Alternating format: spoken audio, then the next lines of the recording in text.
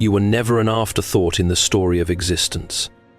Long before your first breath, there was a quiet intention written over your life, deeper than chance and older than fear. Even in your unnoticed moments, something unseen has been aware of you. This is not the language of coincidence, but of meaning woven into being itself. And if you listen closely, you may realize you have never truly been alone. There is a strange mercy in the idea that you were known before you could name yourself. And perhaps the most astonishing truth is this: love did not begin when you noticed it was already watching.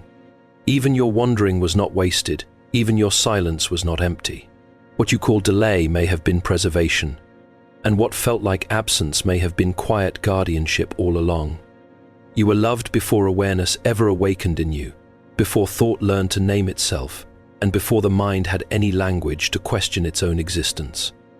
There is a mystery in this that refuses to be reduced into ordinary explanation, because it suggests that your worth was never negotiated by your achievements, nor earned through your understanding of life, but established in a realm far deeper than the fragile certainty of human perception. No. It is a difficult thing for the modern mind to accept that love could exist prior to recognition, prior to response, prior to even the smallest flicker of gratitude within the soul, but it is precisely this difficulty that hints at its truth, as though the heart resists not because it is false, but because it is too vast to be immediately contained. Before you ever formed a memory, before your earliest awareness of hunger or comfort, there was already a gaze upon you that did not depend on your ability to respond. It is not the kind of gaze that demands performance, nor the kind that withdraws when it finds imperfection. It is steadier than that, more patient than the human imagination can easily conceive, as if your existence itself was already held within a meaning that did not require your permission to begin. Even the earliest movements of your life, those unseen beginnings in which you were entirely dependent and unaware, were not outside this attentive love, but within it, as though you were being carried in something larger than circumstance. There is a peculiar comfort in realizing that you did not arrive in a neutral universe waiting to decide what you might become, but rather into a reality that already bore a kind of intentionality toward you. This does not remove struggle, nor does it deny the weight of suffering that marks human experience, but it reframes it in a way that suggests your life has never been a forgotten draft. Even when you had no awareness of being seen, you were not invisible to what matters most. The world may have seemed indifferent at times, but indifference is not the deepest truth of existence, only the surface noise that obscures what lies beneath it. To be loved before awareness is to be known in a way that does not depend on self-definition. It is to have significance assigned not by the fragile opinions of others, nor by the unstable judgments you may place upon yourself, but by something that precedes all comparison. This kind of love does not wait for you to become impressive enough to deserve it, nor does it measure your arrival against a standard you must first discover. It simply is, and in its being, it holds you even when you are entirely unaware of being held.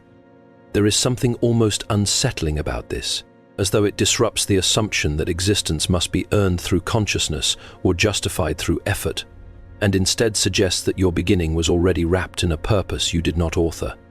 Even now, as awareness expands and contracts through your days, this same unseen presence does not shift with your perception of it. You may forget it, question it, resist it, or search for it in distant places, yet the foundation remains unchanged, as though your life is occurring within a steadier reality than the one your thoughts are able to fully grasp. And perhaps the most difficult realization is that you were never required to notice this love for it to remain true, never required to understand it for it to sustain you, never required to acknowledge it for it to have already been present in the earliest and quietest origins of your being. Even in those moments you would later try to interpret, explain, or reconstruct through memory that could never fully contain what was already there unfolding beyond the reach of explanation. Even now, as awareness expands and contracts through your days, this same unseen presence does not shift with your perception of it. And in this continuity, there is something almost disarming, as though reality itself refuses to bend to the instability of human attention. You may change in temperament, in certainty, in conviction and doubt, yet what held you at the beginning does not loosen its hold in response to your confusion. This is not the fragile affection of circumstance, which rises and falls with convenience, but something closer to an unbroken attentiveness that does not require your recognition in order to remain true. Because of this, nothing about your life has ever been outside of being noticed, even when you felt most abandoned to yourself. Nothing about your life has ever been unseen or unnoticed, though there have been countless moments when your perception insisted otherwise. The human mind has a tendency to equate silence with absence and delay with neglect, but such interpretations are shaped more by impatience than by truth. There are seasons in which existence feels like a closed room, where every prayer echoes back unanswered and every effort appears to vanish into indifference. Yet even in those spaces there is a deeper witnessing that does not participate in the noise of despair. It does not announce itself, nor does it compete with the urgency of fear, but it remains, steady and unprovoked, as though observation itself is not dependent on visibility. You have lived through moments you believed were wasted, hours you thought were forgotten by meaning, yet even those were not discarded into emptiness. There is a strange dignity in being fully known even when you feel least significant, as though your hidden struggles carry a weight that is not lost to the fabric of existence. The very details you assumed were too small to matter were never outside attention, as if nothing about your becoming could ever slip into the category of insignificance. This does not always translate into immediate comfort, because the mind seeks evidence it can measure.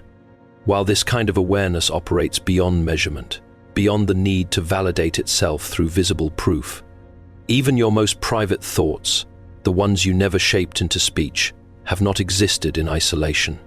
There is a continuity of awareness that does not fragment your life into moments of importance and neglect, but instead holds it as a whole, refusing to divide you into portions that are worthy and portions that are not.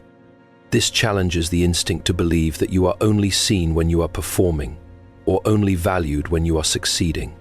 Instead, it suggests that your existence is already fully accounted for, even in the states where you feel least coherent to yourself. And so the unsettling but gentle truth begins to emerge that invisibility is something you have only ever experienced from within your own limited perspective, never from the standpoint of what has always been aware of you.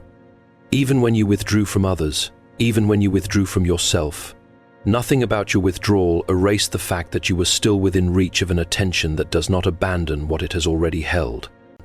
This creates a quiet tension between how you feel about your life and how your life is actually regarded in the deeper structure of reality. A tension that slowly reshapes the meaning of loneliness, not as evidence of being forgotten, but as a misunderstanding of what it means to be known at all. Even when recognition has not yet fully awakened within you, the silence around you was never the absence of care. Though it often felt that way in the long corridors of waiting where no answer seemed to arrive, and no voice returned to confirm that you were still being heard. Human perception is quick to interpret silence as abandonment, as if love must always announce itself loudly in order to be real. Yet there is a deeper form of presence that does not depend on sound or signal. It is a presence that remains steady even when every external indication appears to contradict it. As though silence itself is not empty space but a different language altogether, one that speaks in continuance rather than interruption. There are moments in life when you called out inwardly and received nothing you could recognize as a response, and in those moments the conclusion easily forms that nothing is there at all.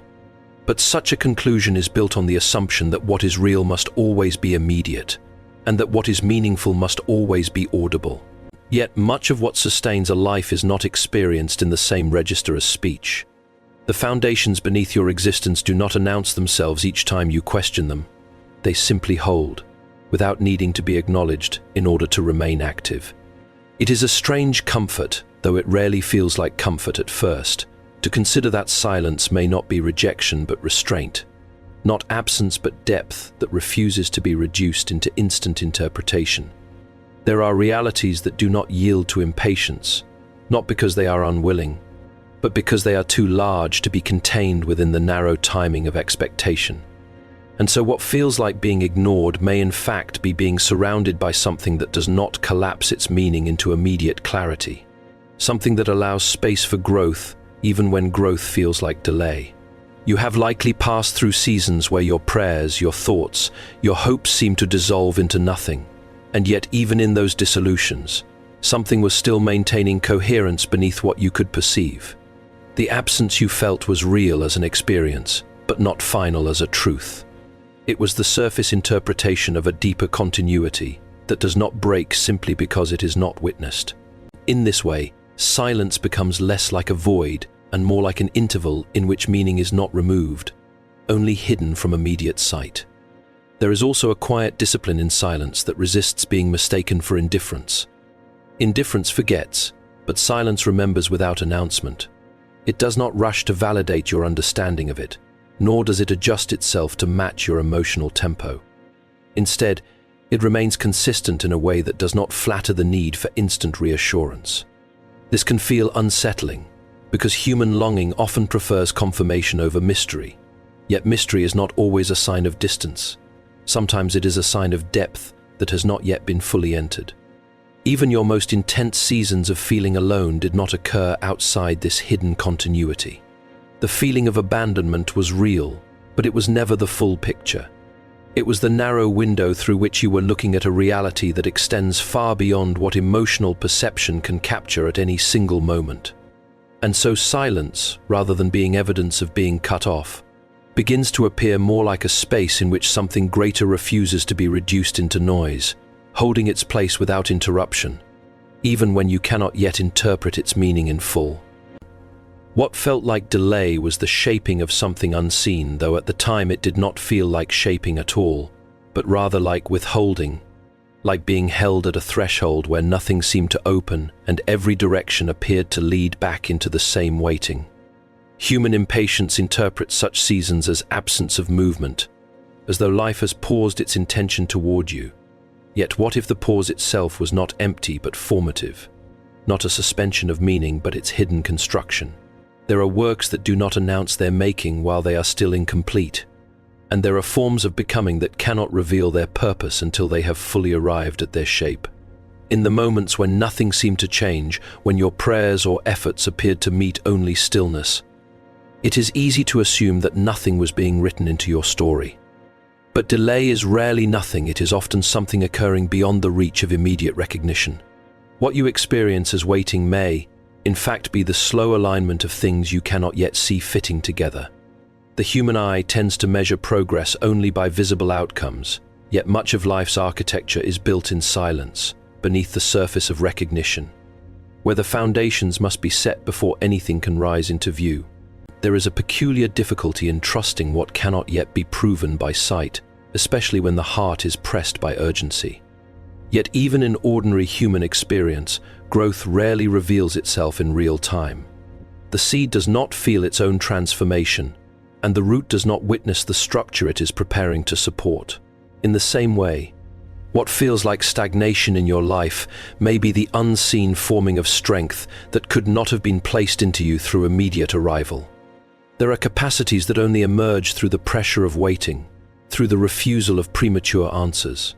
And so delay, when understood differently, ceases to be a simple absence of movement and becomes a kind of hidden intelligence in time itself.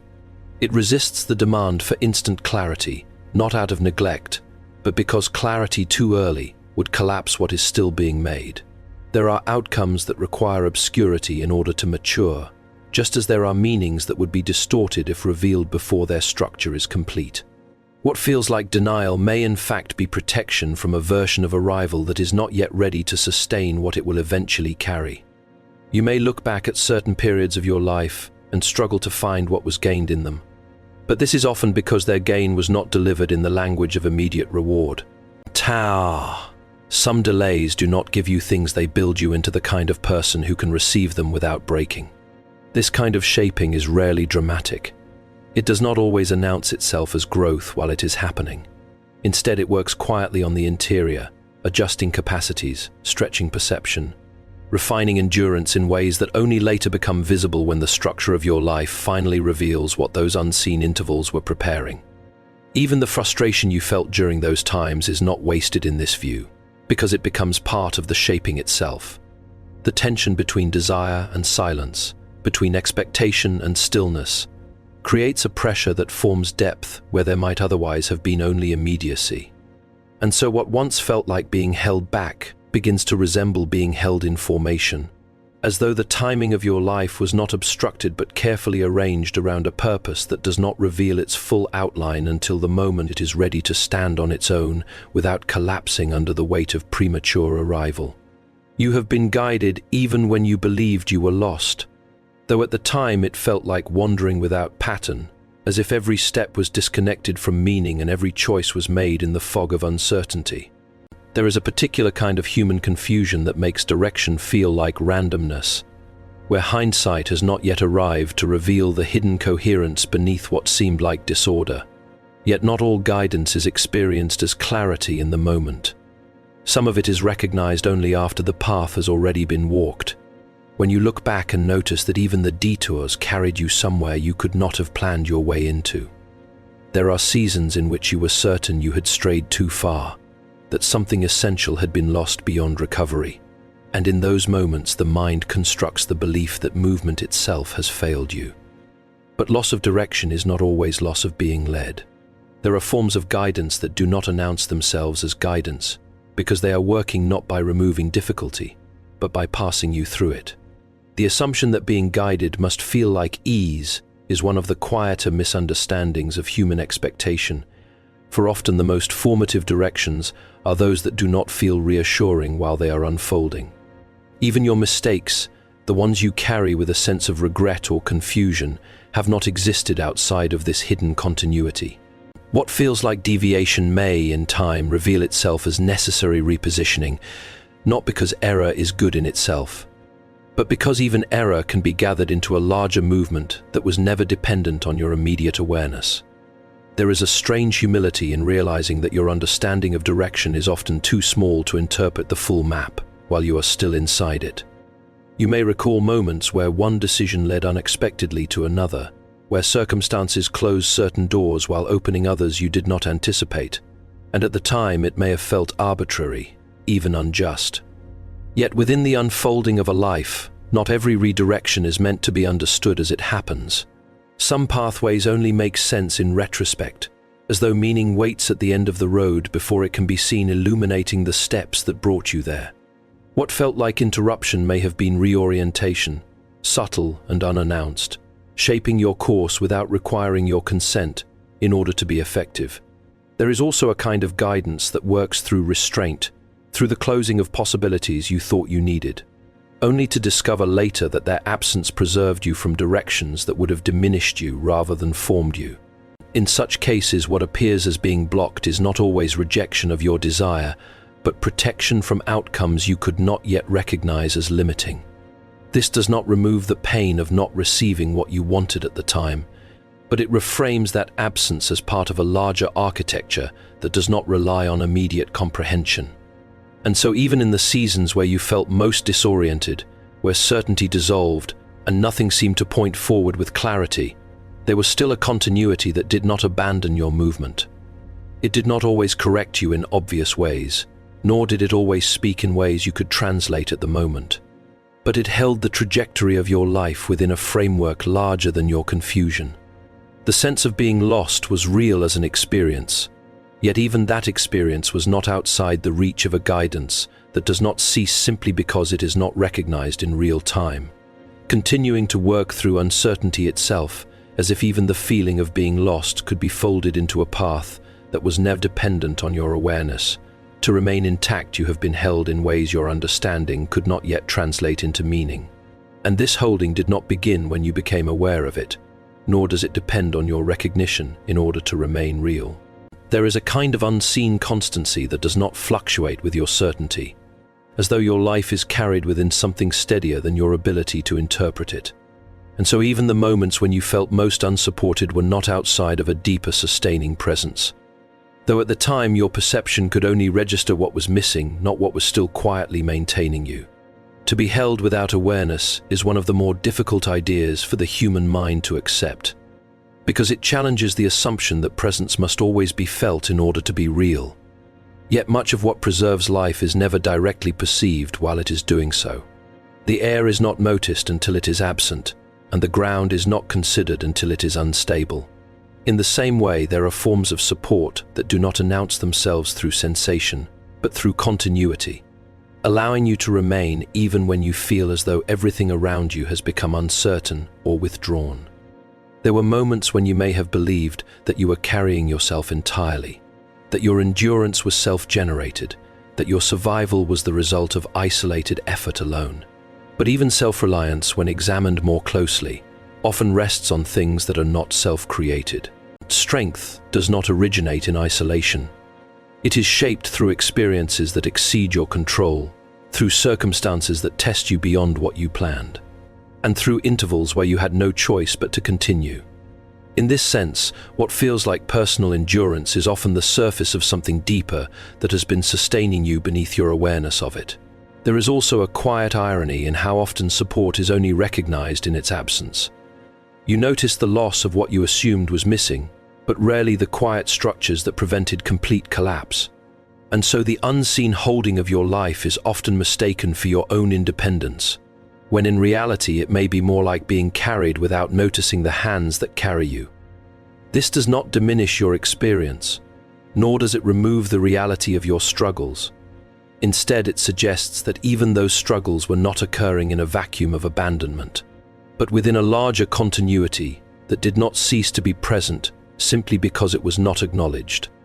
In the seasons where everything felt unstable, where certainty dissolved, and you questioned whether anything was truly sustaining you, there remained a steadiness that did not depend on your perception in order to exist.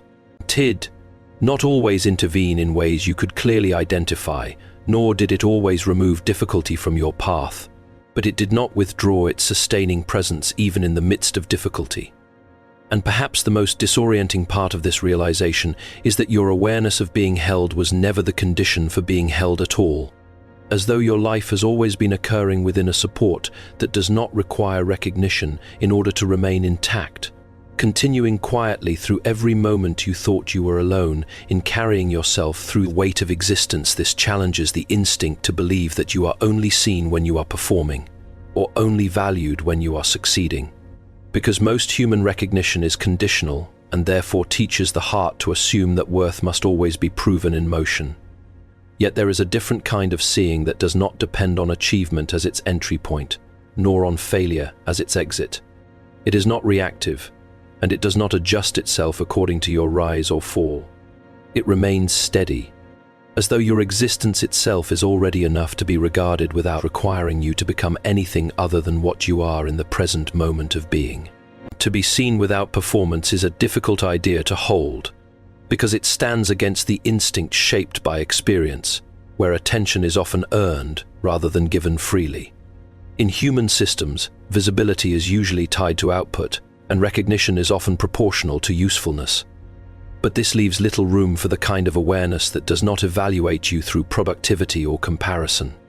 And yet such awareness, if it exists, would not need you to justify your presence in order to acknowledge it. It would simply remain attentive without turning your life into a transaction of worth.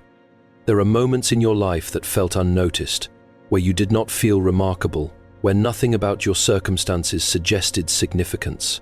And yet even those moments are not outside of being held within a larger attentiveness that does not fragment your life into important and unimportant segments.